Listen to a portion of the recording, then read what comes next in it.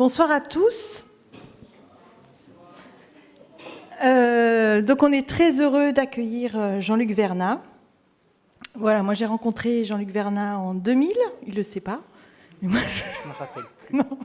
Non, mais c'est dans les vidéos du vidéaste Brice Delsperger. Et pendant très longtemps, j'ai cru que tu étais Brice Delsperger. Ah. Donc voilà, la doublure de la doublure, je pense que tu vas présenter le travail, donc vous allez comprendre. Mais enfin, si je vous dis ça, c'est parce que moi, à l'époque, j'étais essentiellement cinéphile. Et c'est peut-être à partir de ce travail, en fait, que j'ai compris, ou en tous les cas, que je me suis intéressée un peu à la question du cinéma ailleurs que dans le cinéma. Et voilà, donc vous allez comprendre pourquoi, quand il va vous montrer le travail. Donc Jean-Luc Vernat est acteur, entre autres, mais il est aussi artiste. Alors j'ai lu, ça m'a assez plu, que tu aimais plutôt dire de toi que tu étais artiste plutôt que plasticien. Tu préférais qu'on dise de toi, et notamment artiste de variété. Voilà, donc il va nous expliquer. Il travaille aussi également beaucoup, tu vas peut-être en parler, avec une chorégraphe, metteur en scène. Je vais tout dire. Tu vas tout dire, donc c'est parfait. Et il a surtout une pratique du dessin. Voilà, avec... alors oui, et ça m'a beaucoup plu aussi. J'ai lu dans une interview que tu disais que les gens qui te détestent disent de toi que tu es un faux 19e-iste un peu gothique. Voilà. Pour autant, sa culture, effectivement, tu te retrouves aussi bien dans la Renaissance, et tu dis avoir appris le dessin aussi bien depuis des livres d'anatomie que depuis les X-Men. Voilà, donc culture large, on va le comprendre. Et ça, j'ai trouvé aussi assez... alors, je ne sais pas si c'est toujours le cas, mais tu racontes aussi que tu es tombé en pamoison, d'où peut-être aussi ton envie d'être chanteur, puisque tu as un groupe aussi, Apologize. Donc tu es tombé en pamoison devant la chanteuse Siou Sissou. Voilà. Ah oui, juste, je voulais aussi, par rapport à la question du dessin, parce que c'est vrai qu'on l'avait déjà évoqué à l'école d'art de Bayonne avec la conférence de Bernini sur des espèces de... peut-être de pratiques qui seraient devenues obsolètes par rapport au dessin. Donc dans une interview en 2012, donc ta pratique était beaucoup liée au dessin, et tu disais, et ça c'est important, hein, même je pense que c'est encore d'actualité, personne ne voulait de ce que je faisais à l'époque, le marché de l'art ne reconnaissait pas le dessin, les galeries investissaient à perte sur moi, je les appelais tous les 2 mois, j'avais mauvaise conscience, je leur demandais de m'enlever de leur liste d'artistes. Pendant 8 ans, ils m'ont épaulé, ce soutien absolu est très rare aujourd'hui. Pas les galeries, ma galerie. Pardon, voilà. J'ai repris texto. Les galeries, ça aurait été bien. Non, ma galerie, c'était déjà parfait. Voilà, donc je suis très heureuse, qu'on t'entende de vive voix nous présenter ton travail, même si évidemment, on l'a évoqué tout à l'heure, hein, on n'a que des projections numériques, donc c'est vrai que pour tout ce qui est dessin... mais voilà, donc en tous les cas, l'occasion d'aller voir en vrai le travail. Voilà, moi, je te laisse la parole et encore merci. Merci beaucoup. Donc bonsoir. Quand je fais des présentations de mon travail, je ne viens pas avec un plan bien établi, parce que comme je fais plusieurs présentations de mon travail un peu quasiment tous les ans, et que mon travail, même s'il s'étoffe d'année en année, c'est toujours le même travail depuis le début. Il s'agit d'incarner le mieux possible les mots que j'emploie pour le définir. Et si je suis en mode pilote automatique, du coup, vous avez juste une machine devant vous qui dit un texte par cœur, et c'est un peu nul, et ça ne correspond pas du tout au ton que j'ai dans mon travail et dans ma vie, puisque l'un et l'autre, c'est un peu... Voilà. Ensuite... par quoi je pourrais commencer? Oui, ce sera très décousu, comme tout ce que je fais, comme moi-même. Ce sera une série de digressions, de parenthèses. Il y aura des choses que j'oublierai de vous dire, que j'ai dit dans d'autres conférences. Bon, voilà. Comme c'est une conférence peut-être un tout petit peu longue parce que je vais vous tartiner avec un peu tout ce que je fais. N'hésitez pas, au lieu de garder pour vous une question hypothétique que généralement on ne pose pas à la fin de la conférence parce qu'on est fatigué, ce que je comprends, de lever la main et de m'interrompre pour dire quelque chose, et ne soyez pas inhibés, même si vous pensez que c'est un peu idiot, parce que quelquefois vous pensez que c'est un peu idiot et ça ne l'est pas du tout. Et des choses un peu idiotes, j'en dirai aussi. Voilà. Donc, quand je découvre le travail d'un artiste, vivant ou mort, j'aime bien avoir quelques informations en ce qui concerne sa vie. Non pas parce que c'est le filtre principal de ce qui définit mon choix de travail, mais je pense que ça donne quelques indications sur le ton qui est le mien quant à mon travail et quant à moi-même. Ah oui, d'ailleurs, comme c'est la première fois que vous me voyez, en vrai, en chair plus qu'en os d'ailleurs, vous pouvez vous demander, un peu logiquement, comme beaucoup de gens dans la rue, qu'est-ce que c'est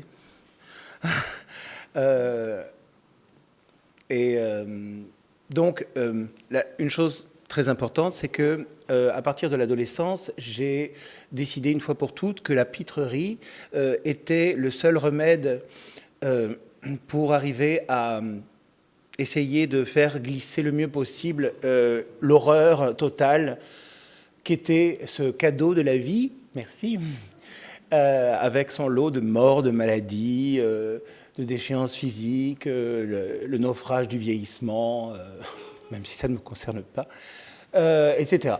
Donc voilà, c'est pour ça que je suis devant vous, comme je suis devant mon miroir, comme je suis dans la rue, c'est-à-dire fardé, plein de manières, parce que c'est la seule façon que j'ai de me rendre possible à moi-même et supportable. Voilà.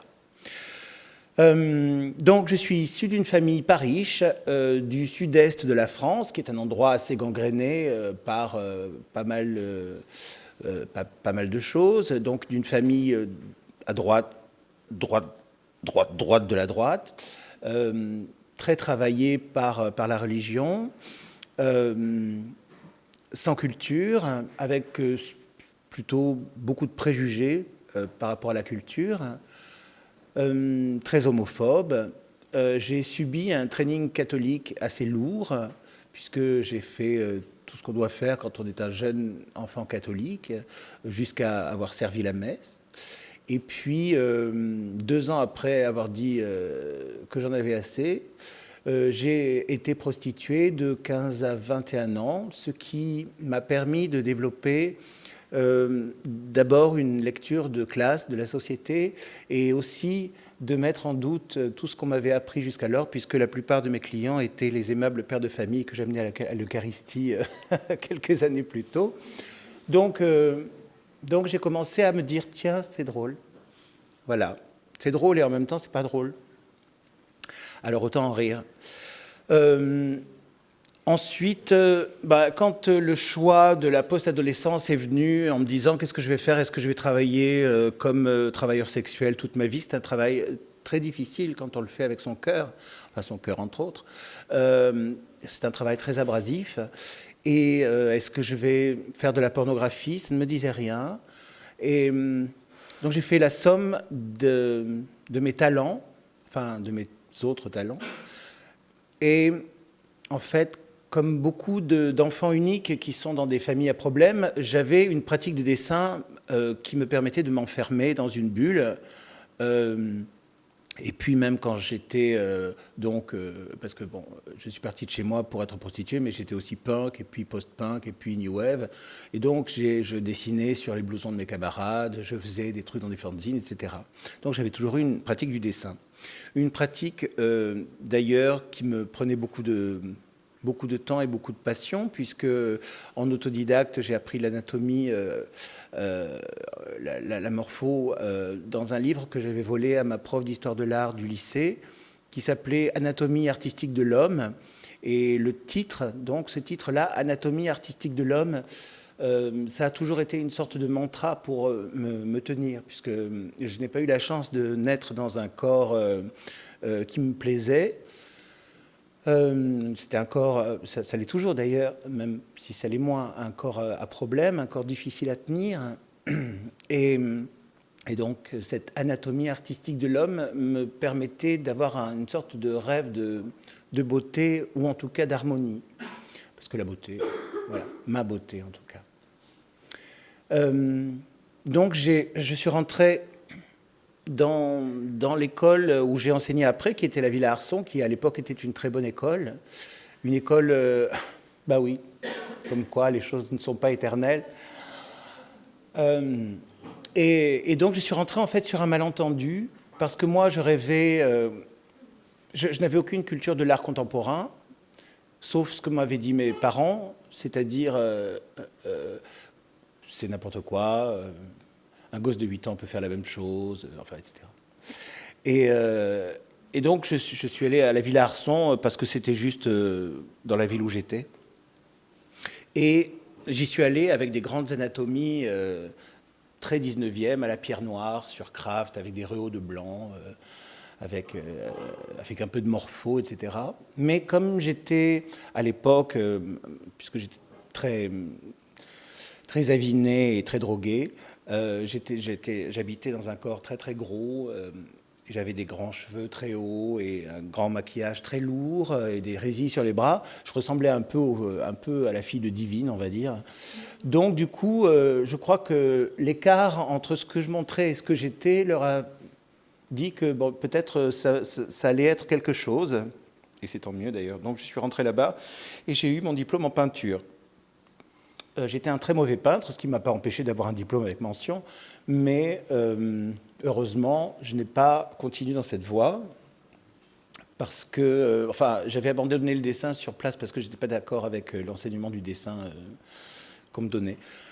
Donc, quand je suis sorti de l'école, comme j'étais très pauvre, carrément très pauvre, je me suis remis à dessiner parce que, pour un problème d'économie et de place, puisque je n'avais pas de chez moi, tout tenait dans une petite valise, c'était toute petite économie.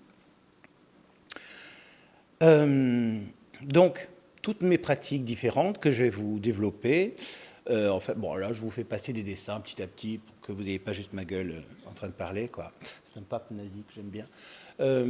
Donc, toutes mes pratiques découlent du dessin, et le dessin, c'est aussi la façon dont je me tiens en tant qu'image mouvante. Et donc, je fais donc une petite parenthèse par rapport au dessin, puisque je suis prof de dessin aussi et prof de nu. Il faut que je qualifie mon dessin et ce que j'en fais. Donc, c'est vrai que je dessine vraiment bien, même plutôt vraiment bien, mais je ne dessine pas si bien. C'est-à-dire que par rapport aux maîtres qui me font frémir, comme Rops, Cubine ou Crumb, ou je ne sais pas, je serai toujours, et aussi à cause et grâce à des blessures narcissiques infligées profondément dans l'enfance, je ne peux pas être fier de ce que je fais comme ça accru. Donc le dessin, pour moi, est une chose comme mon corps, c'est un territoire de correction. Il s'agit de tout corriger et de tout tenir, de tout réinterpréter. Donc, quand je fais un dessin, je le fais sur n'importe quoi, de n'importe quelle taille, et puis après, je le calque. Pourquoi ? Parce que le calque permet d'avoir une version du dessin, enfin, ça devient l'image d'un dessin et pas le dessin. On gomme la nervosité du poignet, le fa presto, comme on dit. On gomme toute la petite nervosité. Et puis, ça me permet aussi, comment dire ? Le dessin, ça peut être le territoire du savoir-faire. Et le savoir-faire, pour moi, c'est comme l'excellente éducation. Quand on vous apprend à très très très bien vous tenir, très bien vous vêtir, et que vous collez exactement à tout ça pendant toute votre vie, vous devenez Nadine de Rothschild, c'est-à-dire une sorte de vieille pomme de terre qui a l'air d'une merde. Or, si vous avez une excellente éducation, que vous l'oubliez, et qu'il y a ce qui s'est déposé, là, vous avez peut-être de l'allure ou de la classe. Pour le dessin, pour moi, c'est pareil. Je déteste la vulgarité de la sportivité du dessin. Le regarder comme mon trait est vivace, le regarder comment j'ai fait ça en 30 000 heures, le regarder comment c'est ressemblant, c'est incroyablement... regardez ses mains, on dirait des vrais, ou je ne sais quoi encore. Voilà. Et généralement, les gens qui me reprochent de mal dessiner, d'abord ne savent pas ce que j'inflige à mon dessin pour le rendre supportable à moi-même, mais en plus, généralement, enfin, en gros, quand je vois qui ne m'aime pas, ça me rassure. Donc ce calque, je le photocopie. La photocopie, c'est un truc qui coûte pas cher, c'est un procédé de reproduction hyper cheap, qui me ressemble bien, qui ressemble bien à mon ton de vie. Cette photocopie, je la transfère au trichloréthylène sur plusieurs supports. Donc généralement, c'est du papier d'abord. Ça peut être un mur, ça peut être un voile, ça peut être du bois. Un même motif peut avoir 2 ou 3 vies différentes, puisque à chaque reproduction, il y a, grâce à cette technique, une grande déperdition, et qu'à chaque fois, pour faire revivre le fantôme, la macule qui reste de ce réinterprétation du premier motif, je dois le rehausser d'une façon différente, et donc le réinterpréter. Donc un dessin papier peut se retrouver aussi sur du bois et peut se retrouver aussi en wall drawing de temps en temps. Ça c'est particulier. Quand j'ai commencé, effectivement, il n'y avait pas de marché du dessin. Le dessin, c'était pas quelque chose... Maintenant, bien ou mal, peu importe, mais beaucoup de gens font du dessin. Il y a un gros marché du dessin. Il y a plein d'artistes qui font aussi du dessin parce que ça fait des pièces pas chères pour faire de l'entrisme dans le marché. Pourquoi pas? Peu importe. De toute façon, pour ce qui est du dessin, comme des autres médiums, ce qu'on voit dans les galeries et dans les musées, il y a évidemment plus de 60% de merde qui ne passeront pas la postérité. Ceci dit, la postérité, moi, je m'en fous. Moi, l'important, c'est d'être un artiste au travail de mon vivant et d'être heureux de ce que je fais. Après, l'histoire comptera les siens. Dans ce que j'utilise comme motif, il y a ce que j'ai pris au début, puisque maintenant j'ai été rattrapé par la mode, mais au début, c'est-à-dire au début des années 90, tout ce que je faisais, c'est-à-dire les madones, les clowns, les faunes, les fées, tout ça, c'était des choses... on n'en voulait plus, quoi. C'était vraiment dans le chutier du postmodernisme.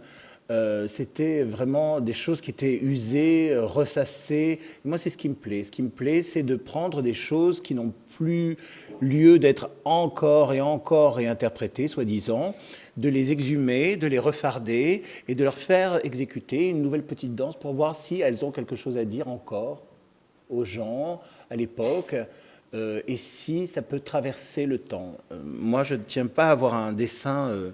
très XXe siècle, ou très XXIe siècle, ou très XIXe siècle. Moi, je tiens à faire des images qui sont dans une temporalité floue. D'autant plus que dans une seule image, il y a d'abord l'empreinte du dessin et puis il y a le rehaut. Et ces deux temporalités vibrent quand on les regarde. Là vous ne le voyez pas, mais on arrive quand même bien à faire la part des choses de ce qui a été mis dans le dessin par capillarité chimique et ce qui est déposé dessus. Et donc ces deux temporalités font de ce dessin une image ambiguë. Je pense aussi que ma fascination pour l'art, pour le dessin en particulier, et pour ma façon de m'offrir au monde, il y a une fascination pour le mensonge. Je suis absolument fasciné parce que c'est le plus grand moteur de l'humanité et c'est avec ce moteur-là qu'on arrive à faire des choses qui disent et qui restent des choses, des vérités. Une vérité mal assénée est toujours moins crédible qu'un mensonge bien mené, que ce soit en art, en amour, en politique, ça on le sait, en sexualité. Je suis fasciné par le mensonge et je suis moi-même une sorte de mensonge puisque Je devrais être une sorte de gros monsieur de 50 ans qui porte les stigmates de sa vie de polytoxicomane, etc., etc. Et finalement... Merci. Il y a des dessins qui sont un peu plus sur une sorte de réflexion sur l'actualité. Là, par exemple, ce clown atroce qui dit « Art as an enterprise », c'est un peu ce que je pense de la façon dont on est censé mener sa barque en tant qu'artiste dans le marché tel qu'il est en train de bouger assez atrocement depuis, de plus en plus vite depuis quelques années. Moi, je fais 25 dessins par an, pas plus. Je refuse d'être squeezé. Et de toute façon, j'ai une galerie, j'ai de la chance. J'ai une galerie qui ne squeeze pas, qui ne presse pas les artistes comme des citrons pendant que ça marche. Et on peut avoir des pannes d'un an, pour certains des artistes d'Air de Paris, et ils restent dans la galerie. La plupart des grandes galeries parisiennes qui marchent à l'international, quand ils ont des artistes qui ont une petite panne ou une petite faiblesse, ils les jettent comme des malpropres parce qu'ils ne jurent que par le commerce et ils n'ont pas de vision de l'art. Je pense à, enfin, que ce soit Perrotin, Kamel Menour, etc. Ce sont des gens d'argent. Moi, j'ai de la chance de travailler avec Air de Paris. Je leur fais de la pub parce que c'est des gens qui sont dans la scène artistique, avec un grand A. Le motif de la Paramount est un motif qui est récurrent depuis 20 ans, que je décline et que je digresse et que j'altère. Alors il y a Par amour, il y a Pur amour, il y a Par amour, il y a Par amor, quand je fais les pièces en Espagne, etc. Donc là, j'ai repris la Paramount et c'est juste la montagne de la Paramount que j'ai un peu aménagée. Bon, je fais toujours un peu des super-héros, ça c'est pas un très très bon dessin, mais bon, juste pour vous montrer.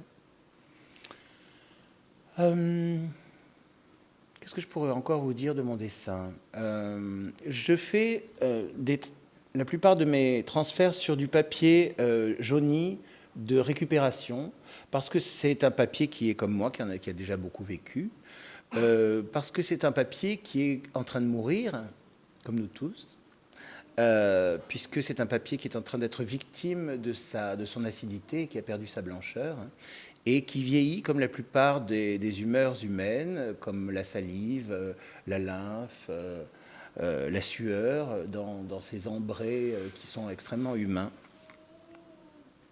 Oui. Pour une fois. Ce n'est pas mon bébé. Je décline. Alors, j'ai beaucoup de dessins ouvertement anticléricaux parce que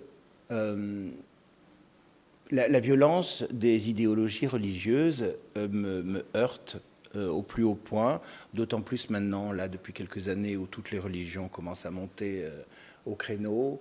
Et voilà, donc j'ai un grand respect pour la foi, quand elle est privée, de l'ordre du privé. Je pense qu'il est plus sain d'exhiber sa sexualité que sa religiosité. Moi, je ne suis pas athée, je suis agnostique, mais dès que le fait religieux commence à se mêler des libertés, là, ça ne va plus pour moi, ça devient irrespirable. Donc, je reviens, comme moi, mon training a été catholique. Si j'avais été juif ou musulman, je travaillerais sur ma religion première, mais moi, ma religion première, ça a été d'être catholique. Donc, je reviens et je remets le couvert assez régulièrement. Ça, c'est un dessin sur... alors, vous n'êtes peut-être pas au courant de cette horreur capitaliste, parce que quand je parle de religion, le capitaliste en est une. Cette horreur capitaliste qui est l'Artist Pension Trust, je ne sais pas si vous connaissez cette horreur, qui s'appelle, dont l'acronyme est APT. Donc là, c'est le sigle de l'Artist Pension Trust que j'ai transformé en une sorte d'allégorie. J'aime bien travailler avec les allégories parce que c'est aussi c'est quelque chose de très désuet. Je suis amoureux des choses désuètes parce que moi-même, je suis une chose un peu désuète. Je porte l'oriflamme de la vieille tante extrêmement traditionnel. Je porte aussi la casquette du vieux punk ou du vieux destroy, etc. Et ce sont des choses extrêmement traditionnelles. Et j'aime bien montrer que la tradition n'est pas question de réaction, parce que les gens qui se réclament de la tradition, généralement, sont des réactionnaires qui sont vraiment, qui n'ont pas leur place, à mon avis, dans l'art contemporain ou sur la scène artistique, et encore moins dans une école. Moi, j'aime bien interroger ces choses-là pour montrer que les traditions peuvent être aménagées et réinterprétées, et qu'elles ont des choses à dire et des ouvertures. Ça, c'est une Bible. Là, il y a écrit Holy Bible sur la couverture. Là, c'est une pièce que j'avais fait au MAMCO à Genève. Oui, parce que, entendons-nous bien, je suis un vieux destroy, je ne fais que 25 dessins par an, mais j'appartiens quand même à de nombreuses collections internationales, le MAMCO, le MoMA, le machin, quand même. Hein. Chérie. Voilà, donc ça c'est au MAMCO. J'ai fait un all-over de wall drawing, comme ça c'était un acte vraiment jusqu'au boutiste de ce que je peux faire en dehors d'un support et en dehors de la chose vendable. Parce que fabriquer des pièces pour le marché, c'est une chose qui me pose problème. Parce que est-ce que je dois, à l'âge que j'ai, quel qu'il soit, me transformer comme nombre de mes congénères, avec des gros guillemets, en patron? Est-ce que je dois rester dans cette forme de syndrome de Peter Pan et de rester un humble artisan, enfin humble avec des guillemets aussi? Donc c'est quand même toujours une question, voilà. Et puis aussi à qui je sers la soupe. Mes dessins ne sont pas très chers. Ils sont abordables. Bon, évidemment, ils ne sont pas abordables pour des étudiants, pour la plupart des étudiants. Je ne me leurre pas. Mais je ne travaille pas que pour le grand capital. Je ne suis pas un patron pour les patrons. Voilà. Je n'ai rien contre la bourgeoisie. C'est grâce à la bourgeoisie que je mange, puisque c'est c'est les bourgeois les plus éclairés qui achètent mon travail. Mais voilà, il s'agit de savoir à qui on sert la soupe. Et quelquefois, le doute, quand il s'installe, peut me couper les mains pour un bon moment. C'est d'ailleurs pour ça que je peux prendre mon oxygène dans d'autres médiums. Ça, c'est une grande pièce, c'est un grand tondo sur bois qui mêle à la fois un portrait donc de ma chanteuse favorite. Quand on est sur cette chose désuète, c'est ma muse, n'est-ce pas? Donc j'ai mixé son portrait, surtout son portrait dans un clip de sa chanson Swimming Horses en 84, avec un médaillon funéraire de Charles-Auguste Préau, qui est un sculpteur du 19e siècle. Et j'ai éteint cette image dessinée sur bois sous 2 couches de soie noire tendue, ce qui fait que le dessin apparaît aussi clairement uniquement quand on est vraiment de face, et que dès qu'on est un peu de biais, tout redevient noir. Et pour en remettre un petit coup dans le 19e, puisque c'est la grosse insulte ou ma grosse faiblesse pour certains, là j'ai fait vraiment l'enterrement de première classe avec des boas et des plumes de casoar et de coqs et d'autruches, etc. Façon, oui, enterrement de première classe et un peu bordel aussi. Ça, c'est un autoportrait avec mon cran d'arrêt. Ça, c'est le dessin le dessin sur bois, mais la version papier. Les dessins, ils sont comme ce que je fais de mon visage, c'est-à-dire que sur quelque chose de hautement perfectible, j'augmente les contrastes et je finis au maquillage. Ça, c'est un petit clin d'œil sur le dripping. D'ailleurs, il s'agit pour moi aussi de visiter, en parlant de tradition, il y a une tradition extrêmement française qui choque et qui amuse beaucoup les autres pays, qui est la coprolalie. La coprolalie, c'est l'art de faire des conversations entières sur la déjection, les poupée, la merde, et toutes ces choses, et de les rendre attrayantes et spirituelles. Et j'aime bien relever ce petit défi amusant et extrêmement français. Là, c'est la lyre d'Apollon qui devient un coléoptère. Ça, c'est un exemple d'accrochage un peu étrange.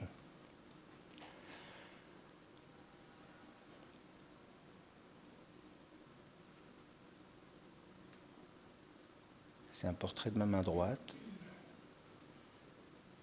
qui tire un trait. Donc évidemment, il y a tirer un trait, il y a à la fois la danse, la main. Une image, pour moi, n'est intéressante que si elle a plusieurs lectures et plusieurs entrées, parce que sinon, c'est juste une image. Et c'est aussi pour ça que je fais si peu d'images. C'est parce que des fois, il n'y a pas urgence, des fois, c'est que du plaisir. Et le plaisir, c'est domestique, ça ne se montre pas. Si c'est juste un acte de plaisir, ça ne dit rien. C'est de la gym. Donc j'aime bien que les choses aient un minimum de sens. Moi, je ne suis pas un grand intellectuel. D'ailleurs, c'est toujours une blessure pour moi, parce que j'admire ça, les gens qui arrivent à s'envoler. Mais j'aime bien donner une épaisseur et plusieurs entrées à un même motif.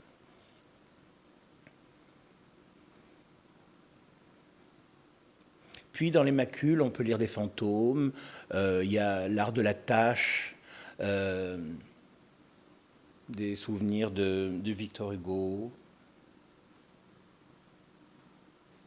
Siouxsie Sioux m'intéresse en tant que muse parce qu'elle a eu plusieurs corps, plusieurs visages, et elle incarne aussi une tradition de la parque, de la magicienne, de la veuve,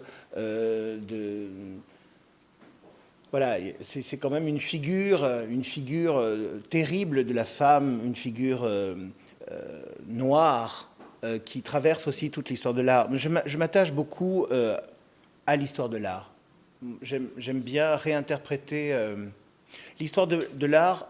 En fait, je m'en sers comme je me sers des chansons que je reprends avec mon groupe, parce que mon groupe, je reprends, c'est à peu près 60% de reprises. L'histoire de l'art, c'est les grands airs. Donc, quand on fait un récital, il s'agit de donner aux spectateurs autre chose que le disque qu'ils connaissent. Et donc, moi, j'interprète les grands airs. C'est mon truc. En fait, je suis quasiment autant un interprète qu'un auteur. Il s'agit bien sûr d'appropriation, mais il s'agit de digestion aussi.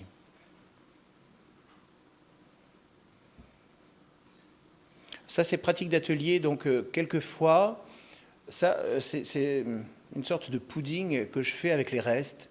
Quand je fais une session de 10-15 dessins, ce qui ne m'arrive pas très souvent d'ailleurs d'enchaîner 10-15 dessins, il y a des bouts de dessins dont je ne me sers pas et dont je fais une sorte de collage, puisque mes dessins aussi s'apparentent beaucoup au collage, à l'hybridation, marcotage, etc. Ça, c'est un dessin qui m'a permis d'imaginer une partie des maquillages que j'ai réalisés sur moi pour le film de Brice Desperger dont je vous montrerai un court extrait à la fin. Donc là, c'est Ave Maria, c'est transformé en À vous Maria, bien sûr.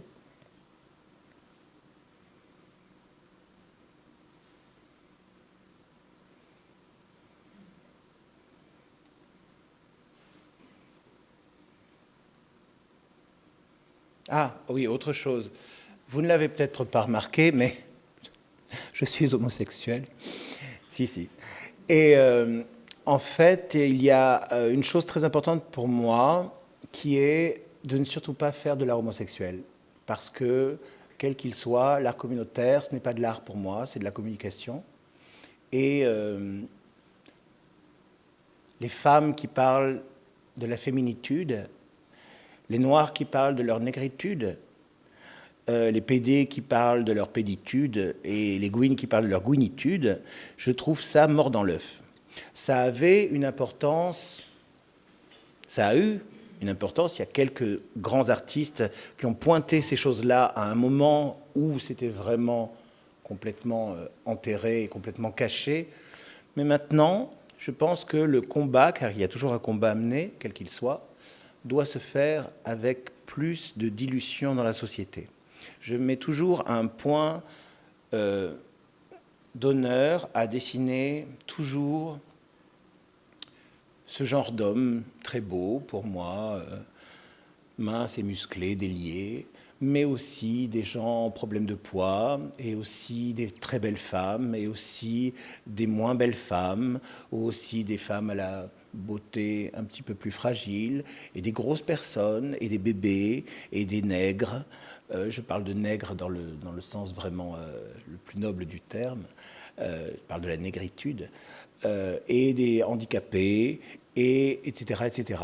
Je me situe au milieu de la société, et surtout pas dans un couloir idéologique, d'autant plus que les gays, puisqu'il s'agit de mes cousins, quand ils sont sortis du placard dans les années 80, ils se sont hâtés d'y faire rentrer les anarchistes, les pauvres, les gros, les moches. Donc je ne me suis jamais reconnu dans cette communauté. Voilà. Ce dessin-là n'a d'intérêt que quand on voit, mais là vous ne le voyez pas, le faucon qu'il a sur le... lui a fait caca sur la main, mais on ne voit pas. J'essaye de faire, alors avec mon passé de travailleur sexuel, j'essaye régulièrement de faire des dessins frontalement pornographiques ou érotiques, parce que je trouve que c'est un sacré challenge, et à chaque fois ça vire ailleurs. Donc là, en fait, ce prestataire de service qui offre une fellation à son client, en fait, son client lui arrache la peau du dos et libère l'humeur noire que l'autre était censé lui pomper. Et il y a des petits yeux dans la... Enfin, là, vous avez c'est un petit dessin et les détails sont tout petits, donc ça n'a rien à voir avec la qualité de la projection, c'est vraiment un dessin de proximité, c'est pour ça que vous ne pouvez pas le goûter en entier. Donc ça, c'est des états d'âme. Alors ça, c'est une femme qui vient de chier sa tête. J'ai fait ce dessin surtout parce que dans les années 90, j'avais fait un homme qui avait chié sa tête. Dans les années 90, j'ai eu une très, très longue dépression nerveuse quand j'ai arrêté les amphétamines et que je les ai repris après. Et c'était un état d'âme que j'avais traduit dans cette petite danse de gestes.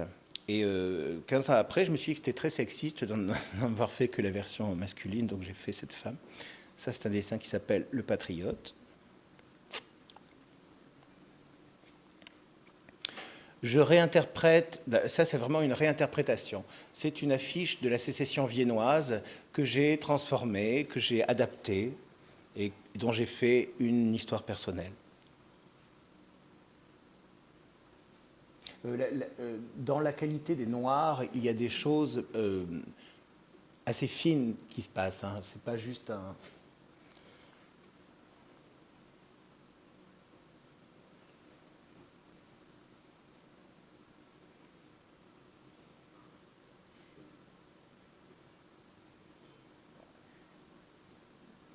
Je passe rapidement sur les dessins les moins... Ah oui. Ça, c'est pour... juste pour parler rapidement du temps que les gens passent à regarder un dessin, même quand ils l'achètent. Il y a des gens qui m'ont acheté ce dessin pour la mettre dans la chambre de leur enfant. Voilà, avant qu'ils s'aperçoivent que c'était un enfant qui se faisait une trachéotomie avec sa baguette magique. Et quand je leur ai expliqué en plus que c'était un petit garçon qui se faisait une trachéotomie pour mimer par son saignement les menstruations, ils ont fait un échange. Ça, c'est issu d'une série où je fais danser les morts de l'histoire de l'art. Alors, il y a la mort du jeune Barra, de David, donc c'est le jeune Barra qui est mort aux barricades. Et en fait, je copie le jeune Barra, et puis je le mets sur ses pieds, et je lui fais donc exécuter cette espèce de petite danse un peu serrée, comme ça. Et donc, je fais danser, comme ça, les morts de l'histoire de l'art. Il y a une femme de Sardanapale qui se retrouve à faire un jerk endiablé, etc. Ça m'amuse.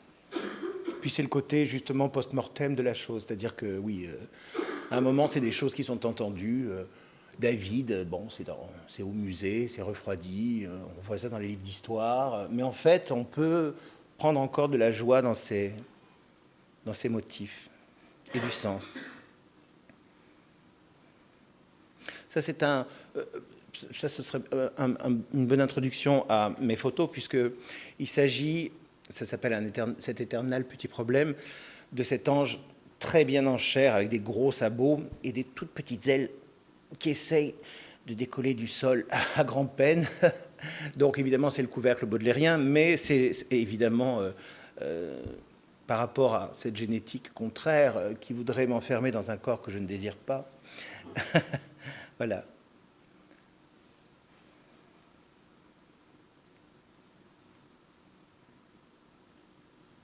Bon, avec mon passé de travailleur sexuel, je préfère toujours m'attacher au moment de la fin de la sexualité et des chutes de libido, plutôt que de m'attacher à la gloire animale de la chose sexuelle, parce que je trouve que c'est des moments infiniment plus poétiques pour moi. Et nous sommes à une époque où on doit absolument être sexuel et on doit être absolument performant et on doit absolument aligner les performances. Enfin, on est dans un truc de sport et de compétition, comme dans le marché de l'art. Et c'est pas ce qui m'intéresse non plus dans le sexe. Donc voilà. Ça, c'est une série c'est des tout petits dessins, c'est des pages arrachées de livres de poche. Donc il y en a vraiment une grande série. Et donc c'est des prophètes. Il suffit de mettre une barbe et des cheveux longs à un homme et de lui donner l'air pénétré pour qu'il ait l'air d'un prophète, que ce soit en religion ou en politique. Donc voilà.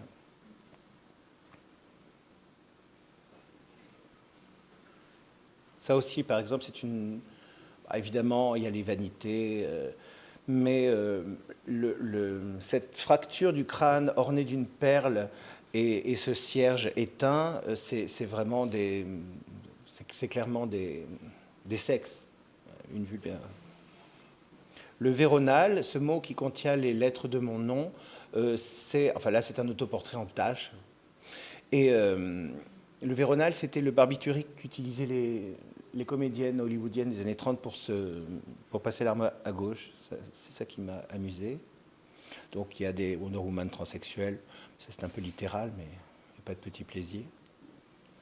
Cette Vierge Marie en deuil qui danse avec son fils qui est fraîchement décroché de la croix, au-delà de l'image un peu encore anticléricale, ce qui me plaît surtout, c'est cette forme-là qui est la forme de la mandorle. Vous connaissez la mandorle? La mandorle, c'est cette forme-là qui orne les tympans de certaines cathédrales et qui est juste une traduction stylisée de la vulve, ce qui fait que toutes ces familles très pieuses passent en fait sous des énormes chattes de pierre.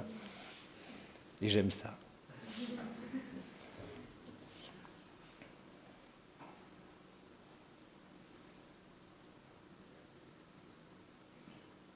Encore un par amour.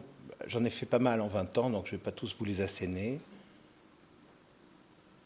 Donc par amour, c'est ce qui me permet aussi de m'éloigner de la figure humaine, parce qu'être toujours dans cette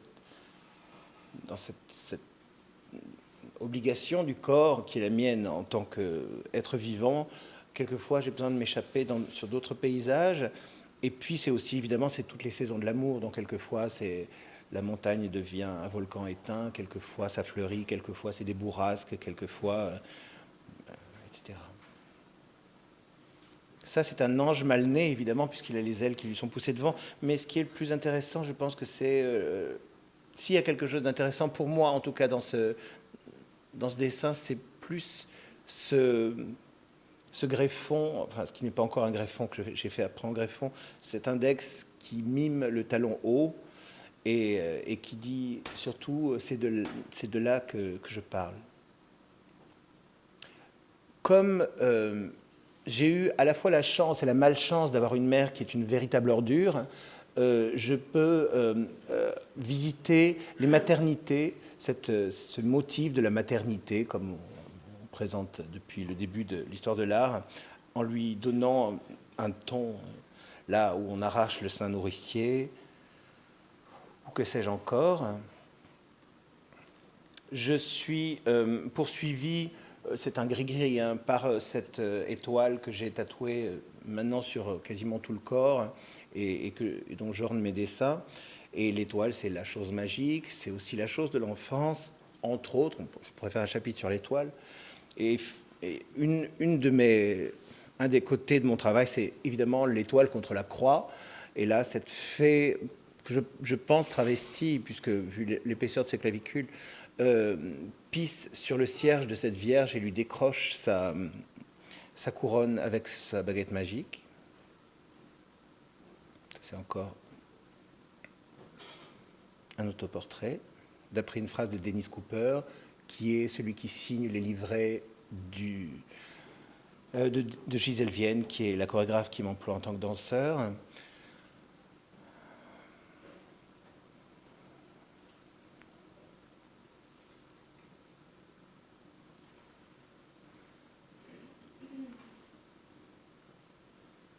Ça, c'est un autoportrait avec cet appareil reproducteur si lourd à porter, même si je n'ai jamais été tenté par le transsexualisme, mais être un homme et avoir une sexualité masculine, c'est quand même une obligation et un présupposé extrêmement lourd.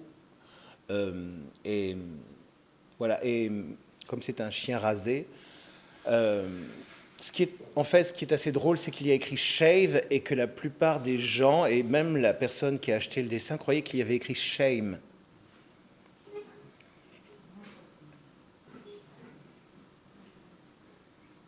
Ça, c'est un dessin que j'ai envoyé à Loris Gréau, où il y a écrit « Maintenant, crève, sale petite merde ».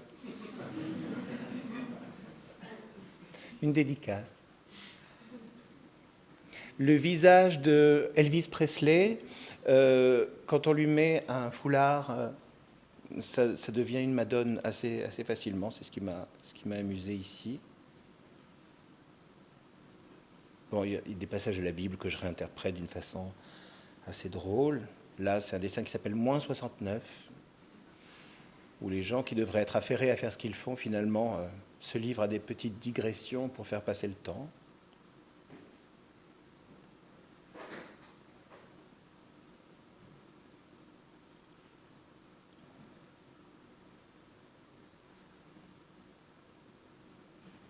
Un ange ouvrier qui porte un petit monticule de ciment qui est une montagne par amour.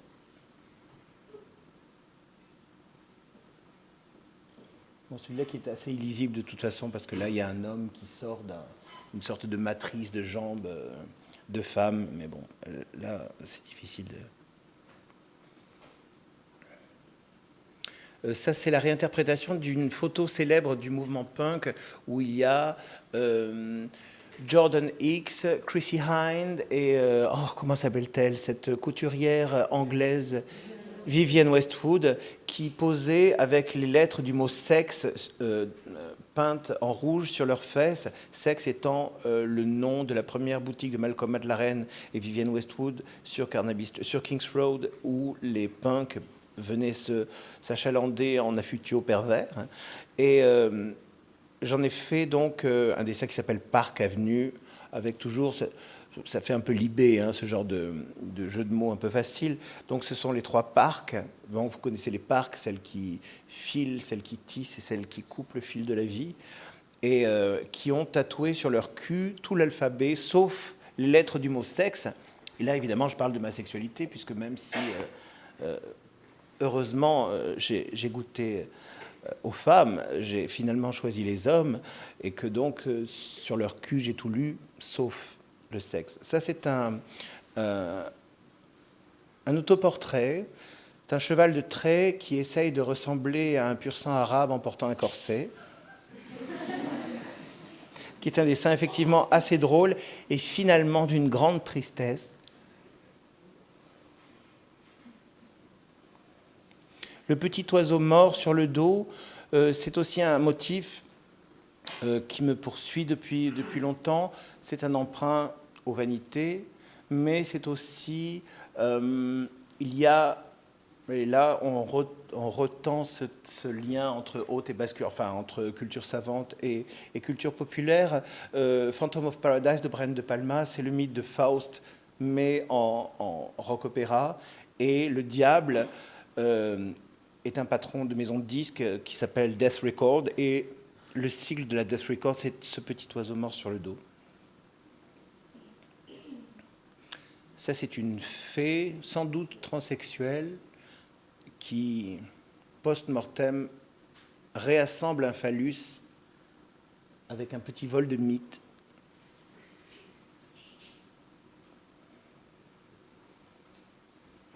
Bon, là, je vous ai un peu tartiné avec les dessins, c'est bon. Ah oui, juste celui-là qui est assez drôle.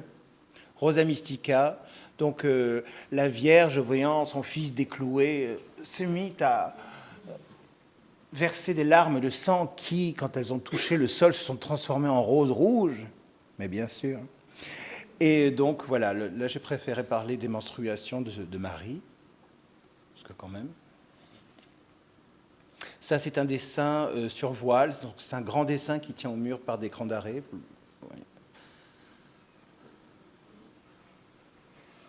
Les accrochages que je fais, il y a souvent les dessins sont présentés sur des murs qui sont eux-mêmes ornés et se mélangent avec soit des baguettes magiques que je soude ou que je fais souder quelquefois. C'est des accrochages. Voilà.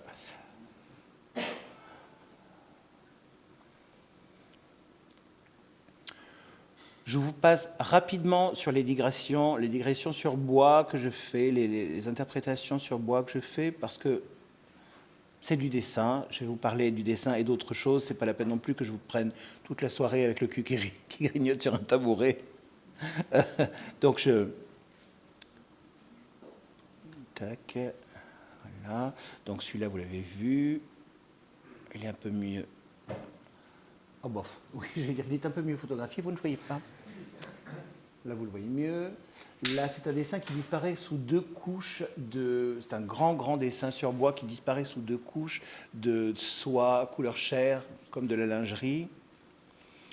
L'intérêt de ce dessin, s'il en a un, c'est évidemment qu'il est accompagné par ces petits condiments en 3D qui sont des choses, des gris-gris, des choses qui appartiennent à mon univers domestique, mais surtout ce petit garçon qui chausse les talons hauts de sa mère, son petit sexe est fait avec une virgule de maquillage. C'est vraiment juste...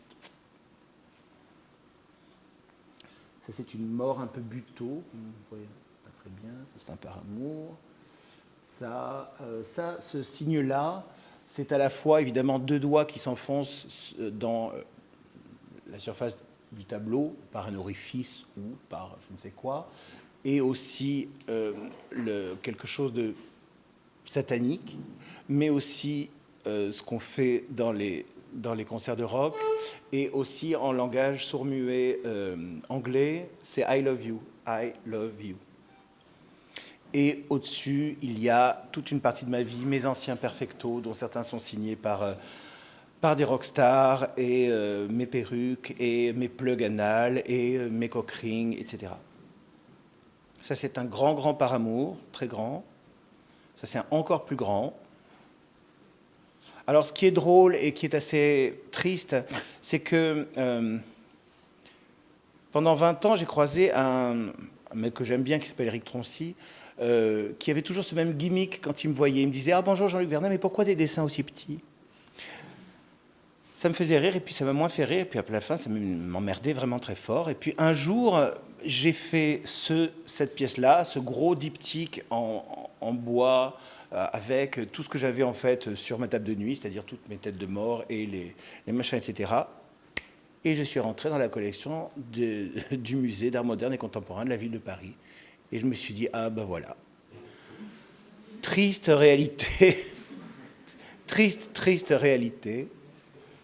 Vraiment, c'est vraiment tellement idiot. Alors qu'on peut acheter, quand on est un grand Quand on a la classe du MoMA, on achète un lot de petits dessins, parce que c'est une personne qui fait du dessin. On n'attend pas que la personne qui fait du dessin sorte de cette question du genre il ne serait pas frappé par le complexe de Peter Pan. Ah ben non, il peut faire gros, donc il peut faire cher, donc il peut faire bien. C'est horrible.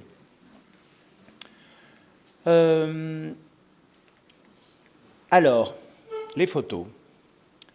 Donc, les photos, je regarde, on est dans les temps. Un jour, donc si vous n'avez pas encore vu mes photos, je suis à poil, hein, donc voilà.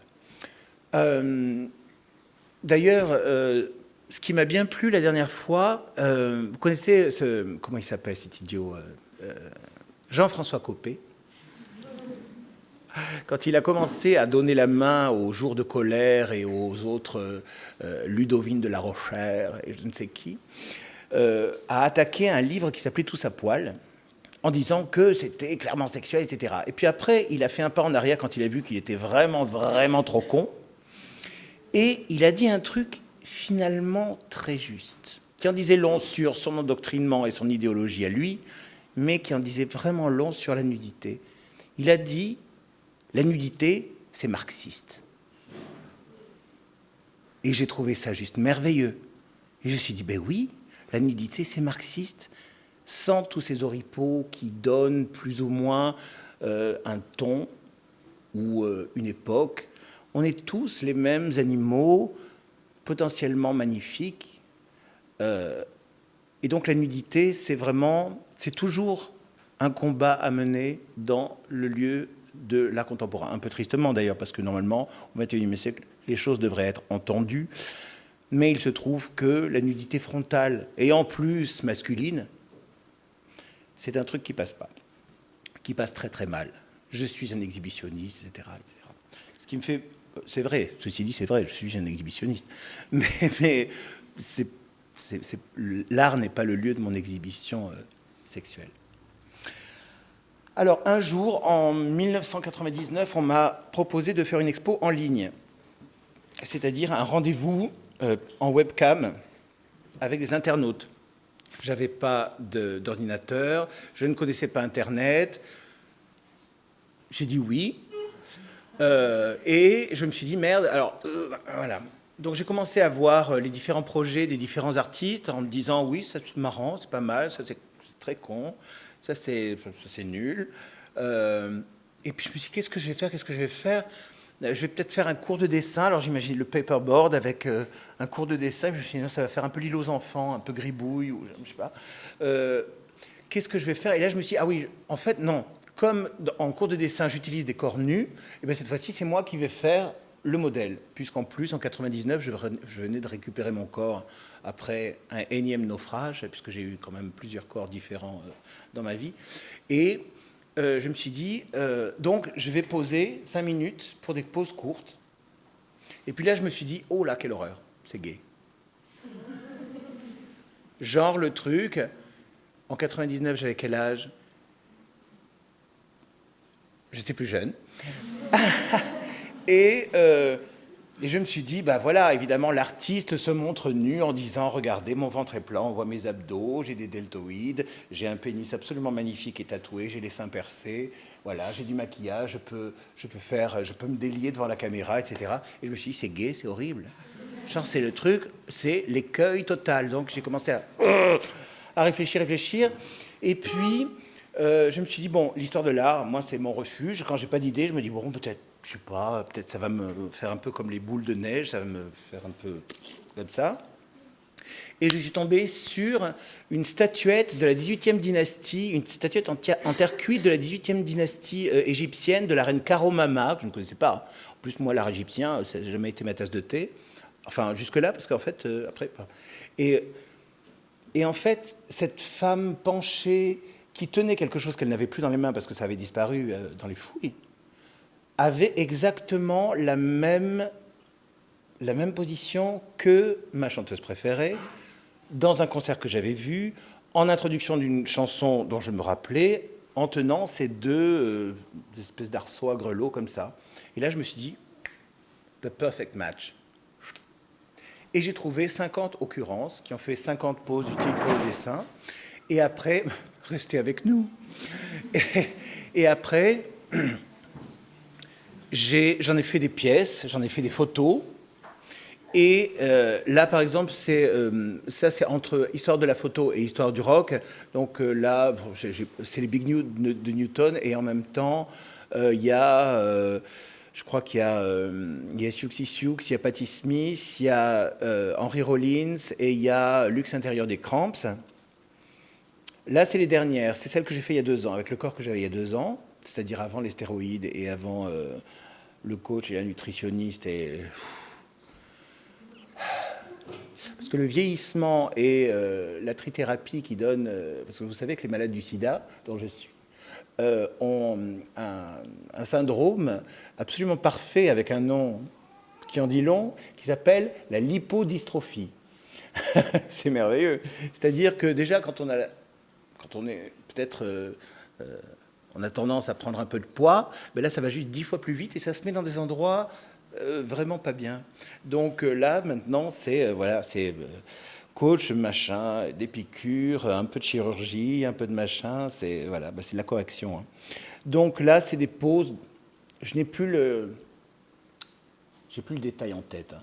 Mais il y a tout le monde du rock'n'roll, toutes mes idoles. Et il y a, là, lui, c'est le Kouros Agrigent et Patti Smith à la fin d'une chanson, et aussi Barbara, parce que j'aime bien mélanger un petit peu de chansons françaises, la posture du puriste rock'n'roll, comme la posture de puriste de quoi que ce soit. Je trouve ça tellement intenable et tellement asséchant et tellement stupide que j'aime bien mettre un peu de Johnny Hallyday même, ou bien de... bon, Johnny Hallyday, je l'aime pas, mais Barbara, je l'adore, je l'ai vu en concert 2 fois. Ou Marie Laforêt, ou peu importe. J'aime bien avoir des petits contrepoints comme ça, parce que si c'était que le grand, le Hall of Fame du punk et de la New Wave, etc., ce serait un petit peu micro-niche. Et moi, en fait, je suis plus éclectique que ça. Donc voilà, vous voyez, ça donne des pauses académiques, qui sont des occurrences entre histoire de l'art et histoire du rock, où on tisse encore ce lien, je l'espère tendu, entre une haute et une basse culture, ou entre une culture savante et une culture domestique, une culture populaire. Voilà. Tac, tac. Ah, je m'appesantis un tout petit peu sur celle-là parce que c'est le début de ma nouvelle série, qui est des duos ou des trios, où mon corps joue par contraste et différemment avec plusieurs personnes. Là, je vais avoir un danseur de voguing black, je vais avoir une femme absolument sublime, une actrice folle avec un corps somptueux, je vais avoir une copine à moi, je vais avoir un homme de mon âge qui n'a rien fait, lui, et qui a laissé élégamment son corps vieillir. C'est une élégance que je n'ai hélas pas. Et là, donc, je fais cette photo avec François Saga, qui est un copain, et qui est vous tapez François Saga sur Internet, c'est ce qu'il y a de plus gros en star du porno gay international, les Français. Donc, c'est Apollon et Daphné, du Bernin, comme vous l'aurez reconnu. Moi, je suis Daphné, vous le savez. Et lui, c'est Apollon, mais ça se voit. Ses fesses, mon Dieu, c'est pas possible. Et c'est aussi, dans un concert de Led Zeppelin, le moment où une fan est montée sur scène pour se saisir du chanteur, et je la comprends, et un roadie a couru derrière elle, l'a saisie et l'a balancée dans le public. Et là, il y a un footage de presse où j'ai fait un entre-deux entre les deux, parce qu'elle n'est pas exactement comme ça, mais c'est vraiment pris dans la course, et lui l'a saisie avec un peu moins de grâce que François quand même, et que le Bernin. Et qu'est-ce qui est intéressant pour moi dans cette photo, à part le fait de faire un duo au lieu d'un solo, et voilà. En fait, il s'agit d'un roadie qui se saisit d'une fan. Il s'agit d'un homme qui contraint une femme. Et il s'agit d'un dieu qui contraint une femme, déjà, donc c'est encore un homme qui contraint une femme, et c'est un dieu qui contraint une mortelle. Et c'est aussi François Saga et moi, c'est-à-dire un homme Et je l'ai fait poser en lui parlant de ce que je faisais de son corps, et il a eu l'intelligence de l'accepter. François a le corps de l'industrie. François a le corps du capitalisme. François a un corps de culturiste que je n'ai pas, même si je fais tout ce que je peux avec mon corps. Mais moi, ce n'est pas ça mon projet. Donc lui, il a ce corps du capitalisme, c'est-à-dire ce corps de l'idéologie dure et écrasante. Et moi, j'ai le corps d'un homme libre et qui porte les stigmates de sa vie, puisque quand on s'approche et quand on s'approche de la photo, on voit mes vergetures, on voit les trous, les petites cicatrices de ma liposuction, on voit les signes que je porte et qui disent de quelle caste je viens. Donc, il y a plusieurs couches qui sont importantes pour moi dans cette photo. Voilà. Et ce qui est drôle, c'est que dans toutes les expos que j'ai fait, les seules personnes... C'est drôle de montrer son sexe quand on est un homme, parce que les femmes regardent, et puis voilà. Les PD regardent, mais ils en ont toujours vu les plus grosses et les plus longues, donc voilà. Les seuls qui m'ont jamais qui n'ont jamais osé me poser des questions sur la taille de mon sexe, c'est toujours des hommes hétérosexuels. Il y a quelque chose qui n'est pas résolu chez les hommes, en général, par rapport à cette façon de montrer ses organes. Et c'est pour ça aussi que, et là la dernière fois, j'ai entendu ça à la télé, quel était ce Coé, l'horreur, le porc, qui disait « Ah oui, parce que quand même, une femme nue, c'est beau, mais alors un homme nu... » Et là, je me suis dit « Ah ouais, effectivement, nous, on porte nos organes à l'extérieur. Et ça, c'est impardonnable. Voilà, c'est sale. » Donc ça m'intéresse. Et puis ça m'intéresse aussi parce que ça fait 15 ans que je fais ça, et que mon corps, même si je lutte, mon corps dit son histoire aussi. Ensuite, et là on arrive au dernier chapitre, je vous entends soupirer. Toujours pas de questions, ça va? Pas de problème? Ok.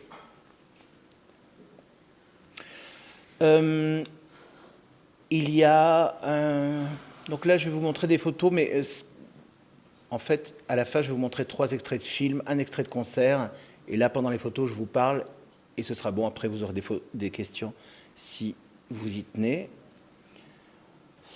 Il y a 13 ans, pardon, à l'issue d'une... Non, je sais pas, voilà. Il y a 13 ans, à l'issue d'une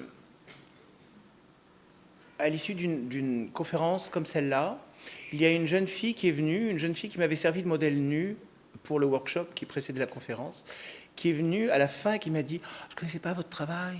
Elle m'a dit ça avec une toute petite voix. « Je ne connaissais pas votre travail. Vous savez, moi, je suis une jeune chorégraphe, je débute. Et si un jour, j'avais besoin de vous, etc. » Je dis « Bah oui, bien sûr. » Parce que moi, je dis toujours d'abord oui. Et puis après, si c'est de la merde, je dis non, une fois que je vois que ça ne va pas, quoi. Ce qui m'est arrivé assez peu. Hein. Et 3 ans après, d'une voix bien plus assurée, elle me dit « Bon, ben voilà, c'est moi, c'est Gisèle Vienne. » Dit ben là je fais un spectacle, puis ben voilà, j'aimerais bien qu'on essaye. Donc moi j'avais pris des cours de danse en loose day, puisque la danse c'est pour les PD. Enfin ceci dit, dans le cas présent oui. Donc j'avais pas le droit de faire de la danse, donc j'avais été classically trained d'une façon assez courte pendant que j'étais louveteau justement. Et après, j'avais été très drogué, etc. Mais j'étais un grand sorteur. Et je faisais un point d'honneur à être le meilleur danseur de la boîte, celui qui prenait le plus de place, celui qui était le plus étrange. Puisqu'à l'époque, on faisait la fête. On n'allait pas en boîte pour consommer de la fête. Donc, c'était quand même autre chose aussi. Ça, c'est parole de vieux, excusez-moi.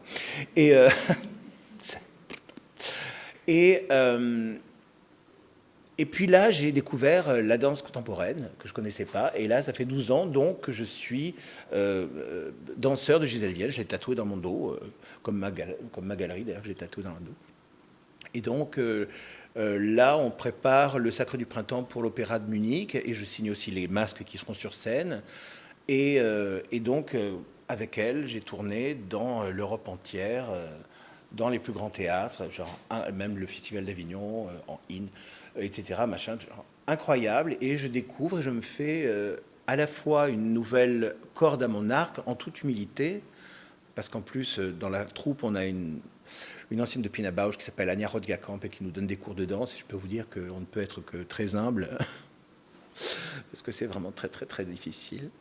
Et donc voilà, donc je suis devenu danseur, ou en tout cas performeur dans la danse contemporaine, grâce à mon travail, grâce aux photos, et les photos sont là grâce au dessin.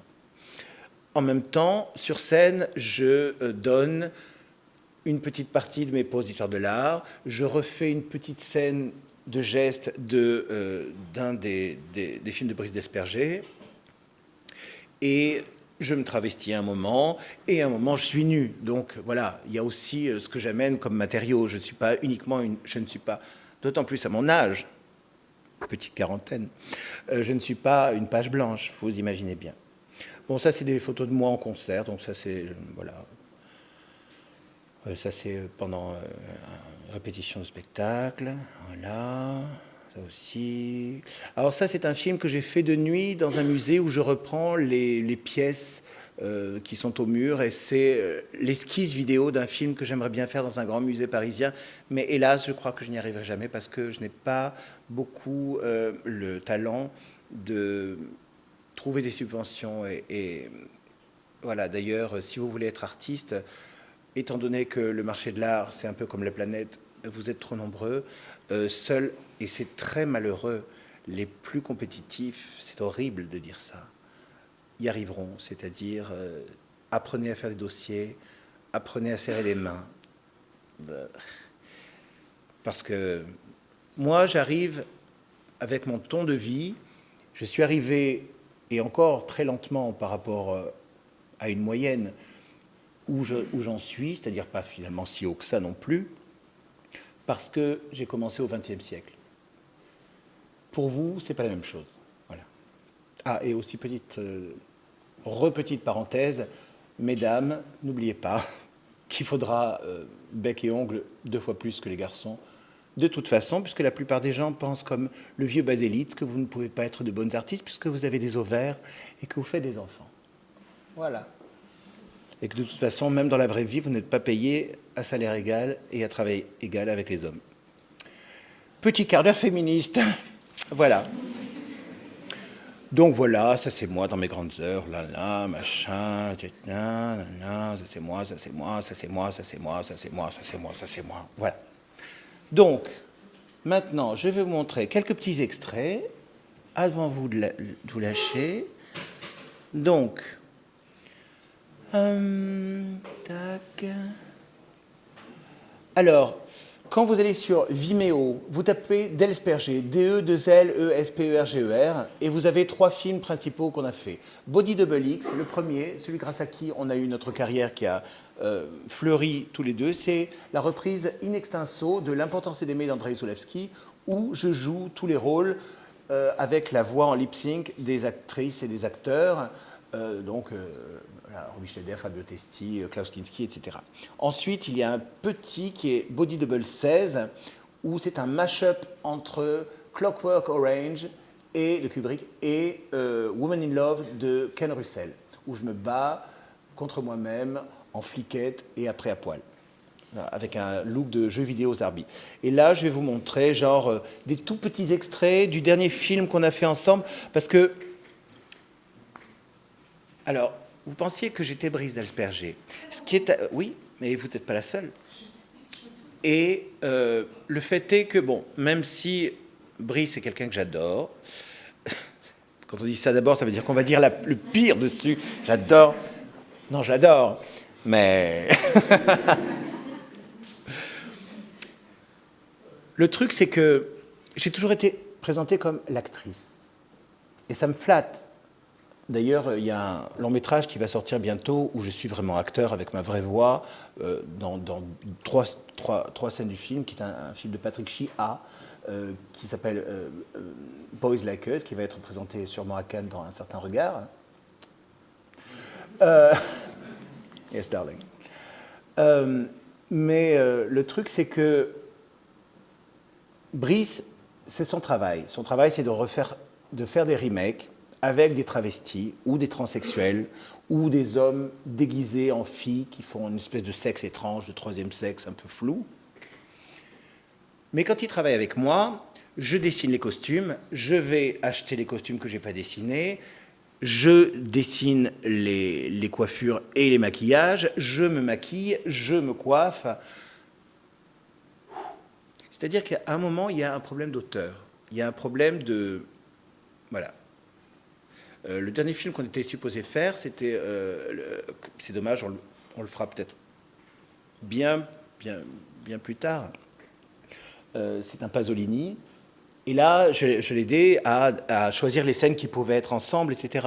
Donc j'avais de plus en plus ce que j'adorais, hein, d'importance dans le procédé. Et à chaque fois, j'étais juste actrice. Et ça me faisait chier.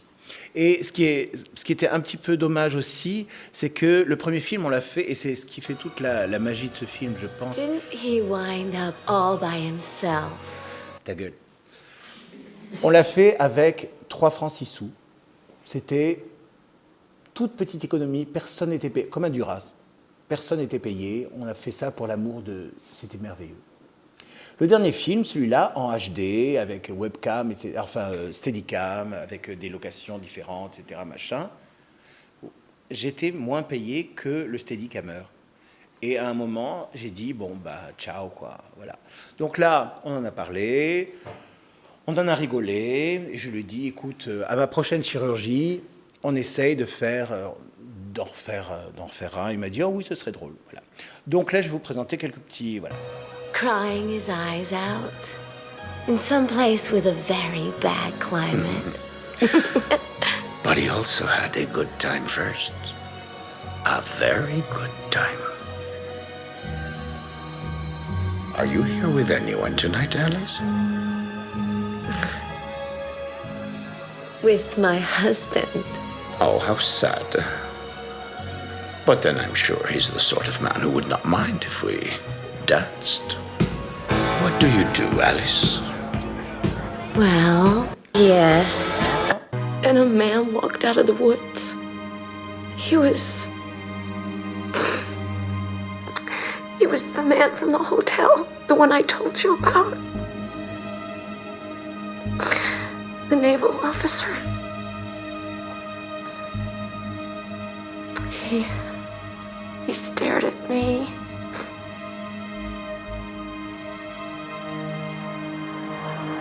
And then he just laughed. And then he just laughed at me.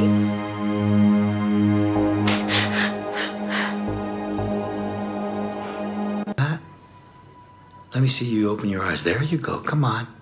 Come on. Look at me. Look at me. Look at me. Look at me. Look at me. Look at me, Mandy. Good. Good.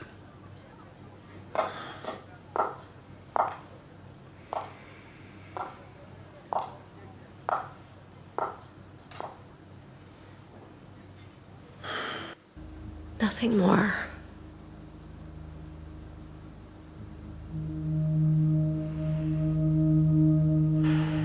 But I could hardly move.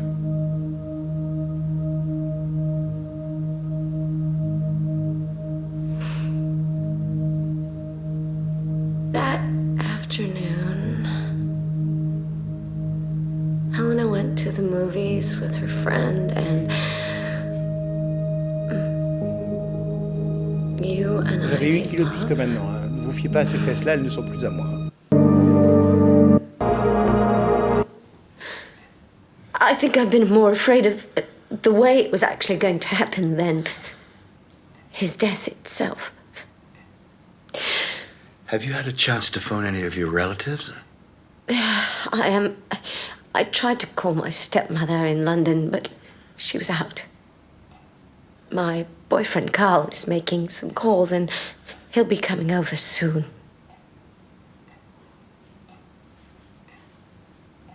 I think think you've met Carl here a few times?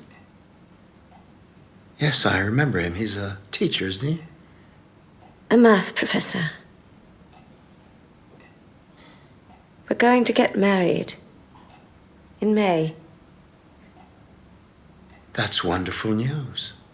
Congratulations. Thank you. Carl has a new teaching appointment at the University of Michigan.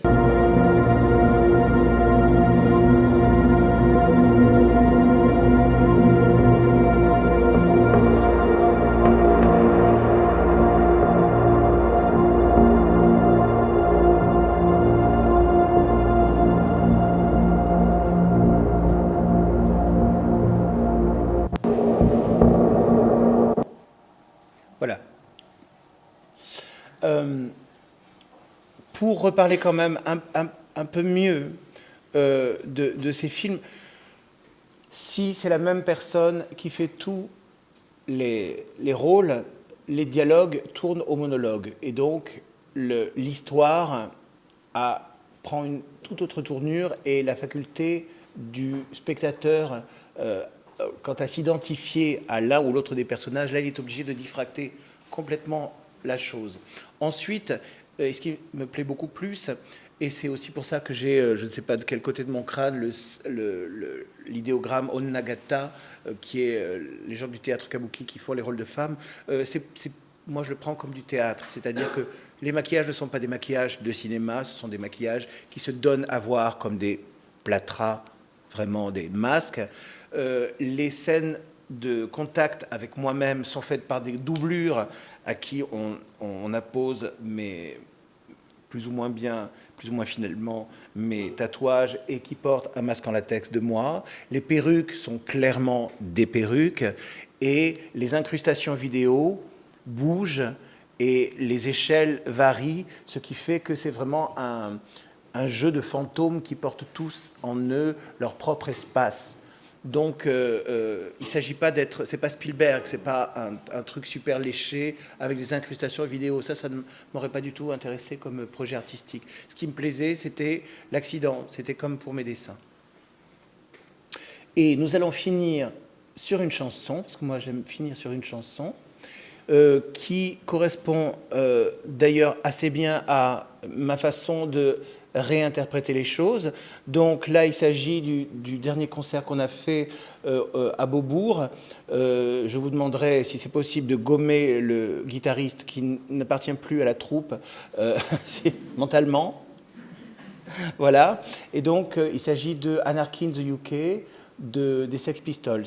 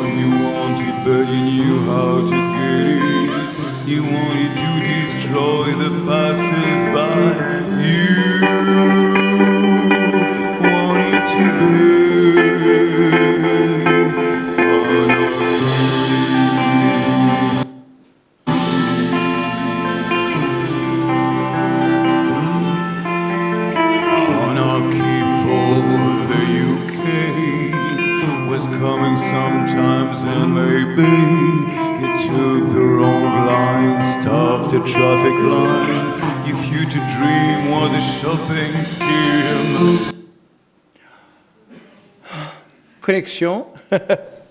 Bon, enfin, vous voyez à peu près ce que ça peut donner, c'est pas la peine non plus. Bah oui, mais là, la magie est déjà brisée. Tu vois, puis en plus, ça n'avance plus. Hein. Donc, bon, de toute façon, vous faites I Apologize Bobo, vous avez tout, il n'y a pas de problème. Est-ce que vous avez des questions? Je le savais.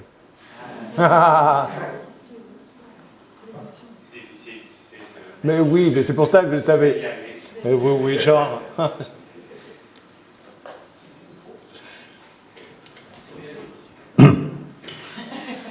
Oui, c'est vrai que c'est très difficile, mais peut-être ça va aider d'autres à prendre la parole. Mais je trouve que tu as passé trop vite sur. Tu sais, c'était à un moment donné, on regardait les dessins, tu parlais de la figure humaine, et puis tu disais, ouais, bon, mais tu as des animaux qui sont vraiment bien. Alors tu t'es attardé sur Phantom of the Paradise, avec le sigle de Death C'est vrai qu'il y a des Record et tout singes, ça. des porcs, oui, c'est vrai. Mais tu as aussi parlé de l'autoportrait, et tu pourrais nous en dire plus sur cet autoportrait c'est un merle, C'est un petit oiseau, oui, c'est un moineau. C'est un moineau, et Oui. il a le bec un peu long pour un moineau, mais pour moi c'est un moineau. Et c'est un dessin qui s'appelle Les Tuileries.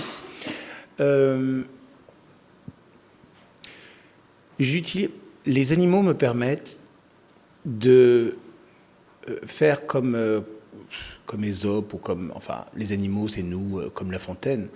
Et c'est aussi des digressions par rapport à la figure humaine. Et puis les animaux, c'est nous. Voilà, c'est surtout ça. Il y a le challenge de dessiner un animal et de donner un intérêt à un dessin animalier. Mais quand je me présente comme un gros cheval qui se serre dans un corset, ou comme un moineau qui manie un cran d'arrêt plus grand et plus lourd que lui, voilà, les choses sont dites dans l'image. Mais c'est vrai que, de plus en plus, j'utilise les animaux. Donc oui, pas tant exotiques, mais il y a beaucoup de chiens, beaucoup de chats, beaucoup de porcs, quelques rats. Enfin, un peu comme dans la rue, en fait. Finalement, voilà, ces animaux, c'est aussi nous par intermittence.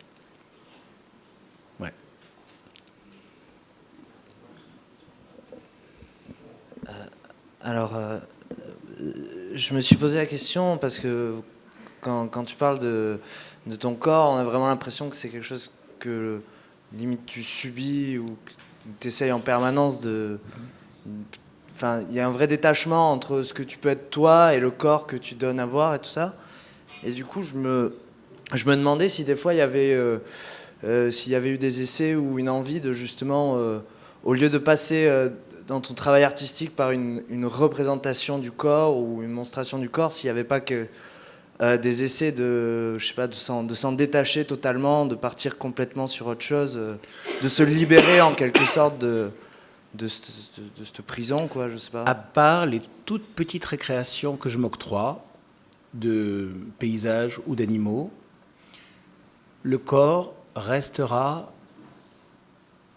mon boulet, ma question, mon triomphe de courte durée généralement, parce que le corps, c'est là-dedans que j'habite. Voilà. Et moi, j'aime beaucoup les écrits de Fakir Moussafar, qui est celui qui a emmené tous les modernes primitifs dans les années 50-60 aux États-Unis, qui a inventé ce mouvement. Et c'est d'ailleurs grâce à Fakir Moussafar et à ses descendants qu'on se retrouve avec des piercings et des tatouages maintenant. Quand j'ai lu qu'il disait qu'on habitait dans ce corps qu'on n'avait pas choisi, et moi encore moins que les autres, et qu'on était là comme prisonnier d'un appartement qu'on vous aurait octroyé. Comment faire ? On abat des cloisons, on repeint les murs, on rajoute un balcon, on met des lustres, voilà. Donc, voilà, je parle de ce vaisseau parce que c'est aussi ce que j'ai de commun avec les gens qui regardent mon travail. C'est la première communauté, peut-être la seule communauté que j'ai avec la plus importante que j'ai avec mes congénères, c'est que nous habitons des corps et que ces corps sont ce qu'ils sont, c'est-à-dire des vaisseaux qui, s'ils n'étaient pas animés de culture et de fantaisie, ne seraient que des outres à merde et des sacs de bactéries.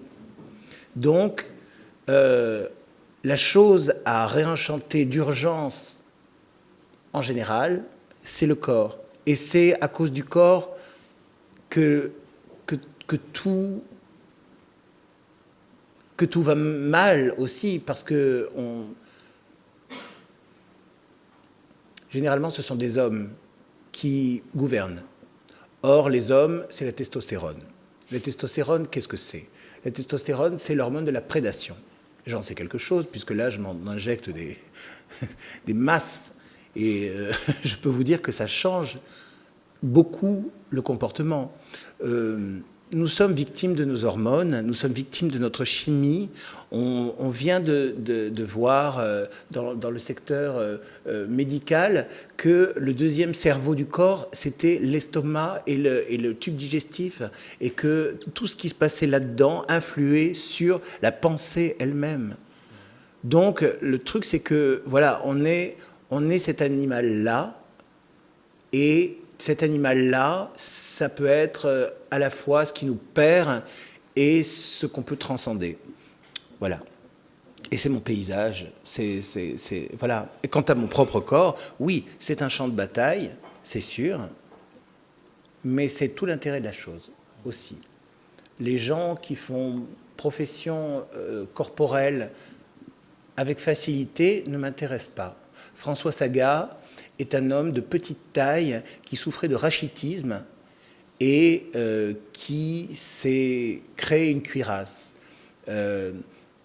J'aime les gens qui transcendent leurs faiblesses et voilà, et les peuples qui arrivent à transcender leurs faiblesses et voilà.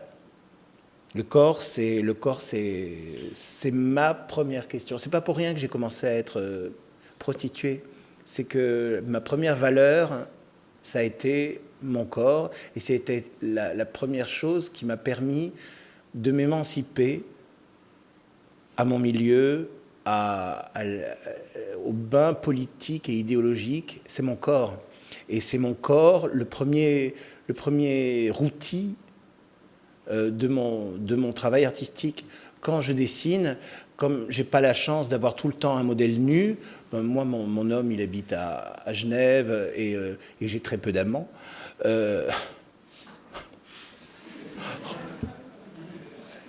Pauvre Jean-Luc. Si le cœur vous en dit. Et du coup, moi, d'ailleurs, c'est une chose très sexuelle que je vais dire, mais les dessins, je les finis au miroir. Vous voyez ce que je veux dire? C'est-à-dire que je suis nu chez moi, et que quand je ne peux pas finir un corps correctement parce que le document photographique est incomplet ou il ne me plaît pas, c'est moi, mon modèle au miroir, qui me finit tout seul. Voilà.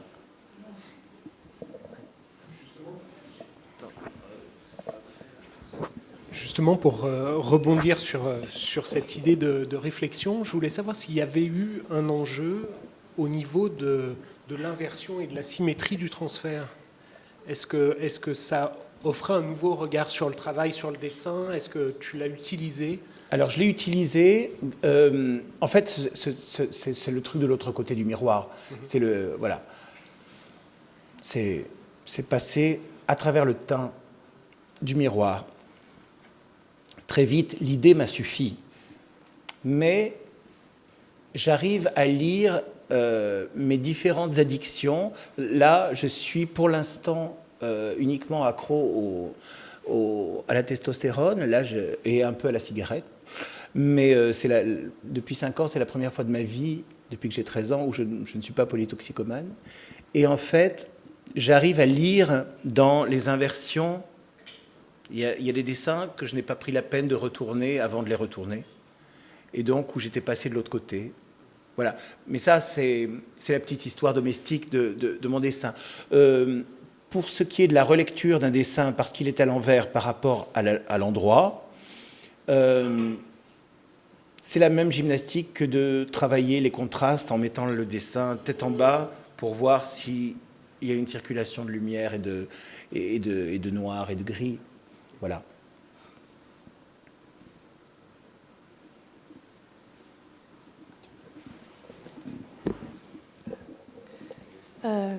Bonsoir. Moi, j'ai une question qui a rien à voir. Je suis là. Mais c'est important pour moi, en fait. Bah alors dis. Je voudrais juste savoir ce que vous pensez des lapins. Ce que je pense des lapins, Oui. je n'aime pas les manger parce qu'ils ont des tout petits os. Qu'est-ce que je peux penser des lapins? Si j'ai fait un dessin avec un lapin, d'ailleurs, j'ai fait un dessin, d'ailleurs c'est très troublant ce dessin, un dessin pas très joli que j'avais fait dans ma période d'amphétamine, et je m'étais tellement acharné sur les noirs au stylo à la fin que le papier était tout troué. Et c'est un lapin noir qui encule une bunny girl.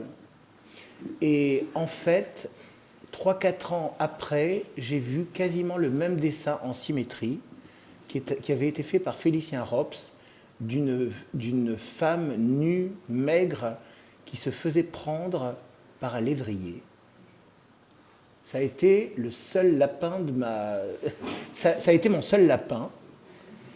Voilà. Voilà ce que je peux vous dire sur les lapins. J'aime beaucoup les bunny girls. Ah si, j'ai fait un portrait de Jésus en bunny girl. Parce que vous avez remarqué que cette crucifixion légèrement hanchée, si vous enlevez la croix, les clous et que vous remplacez avec des grands gants, etc., c'est quand même extrêmement bunny girl. Voilà. Merci. Mais de rien.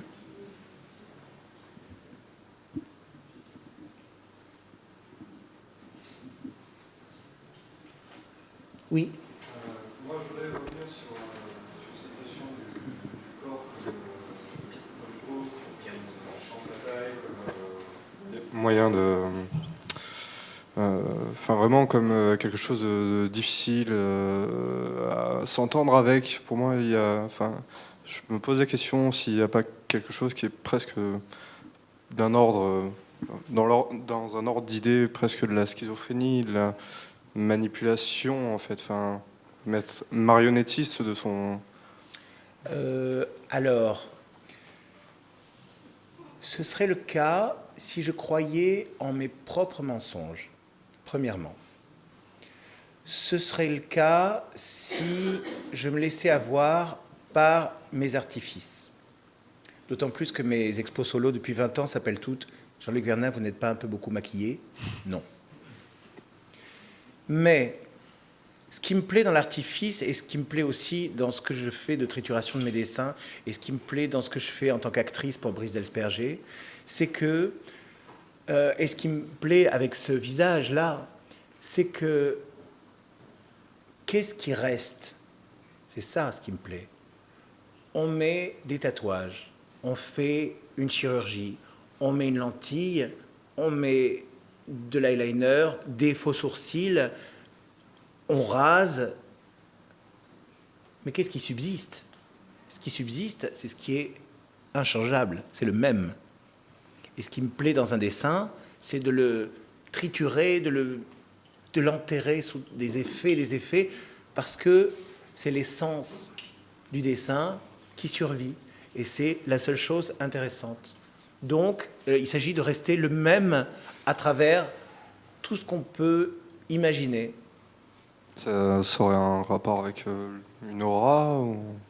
Non, ça a un rapport avec une, si possible, alors je vais rester quand même humble, mais le mot c'est ça, avec une force d'incarnation. Ça, c'est vraiment, c'est pas l'aura, c'est vraiment dans la chair. Voilà. Par exemple, je sais qu'il y a fait subir à un visage les mêmes choses que ce que je fais subir à mon visage. Il y a des gens qu'on ne verrait plus, qui seraient enterrés sous les effets et qui seraient des masques et pas des visages ornés. Pareil pour mes dessins. Un dessin, si on prend un dessin, ce qui m'arrive aussi, un dessin de moindre qualité, je le soumets à ma broyeuse et il en sort une image qui est épuisée. Donc, je ne la montre pas. Voilà, si ça répond. Oui, merci.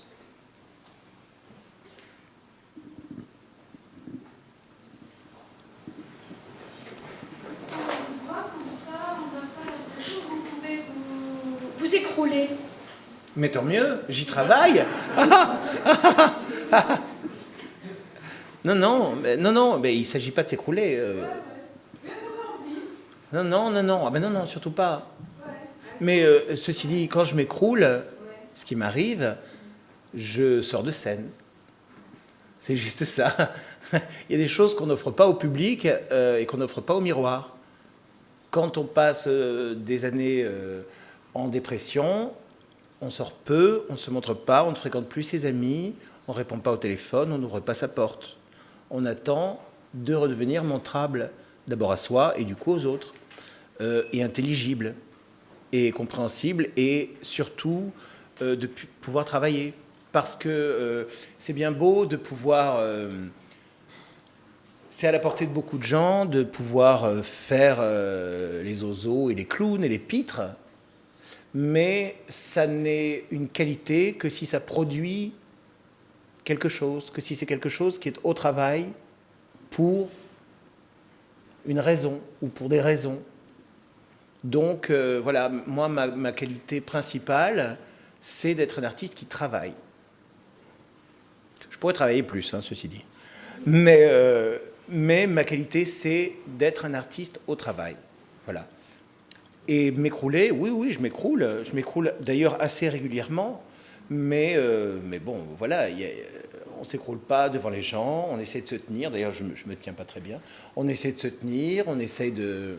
Voilà, parce qu'il y a un public, où il y a des amis, où il y a le miroir. Moi, je vis avec mon miroir, donc de toute façon, voilà, je sors de mon lit, je rentre le ventre. Quand j'en ai.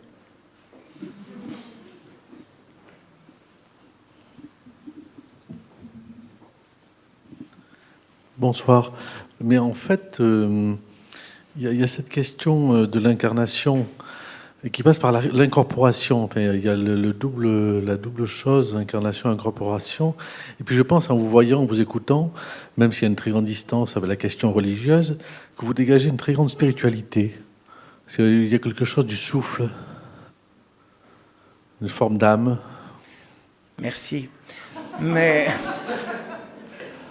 c'est très involontaire. Ça n'est pas mon travail.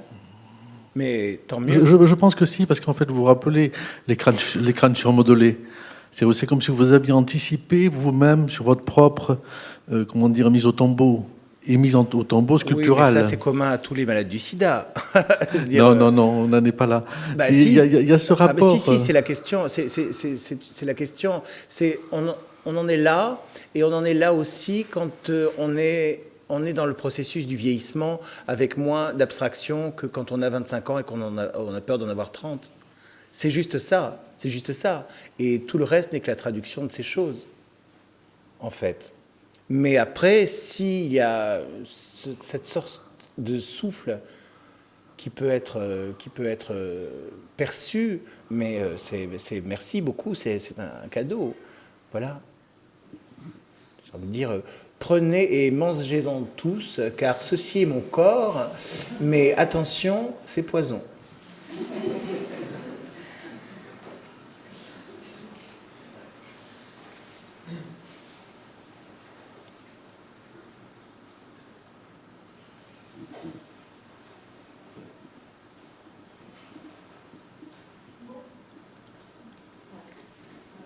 D'accord. Merci beaucoup de votre patience.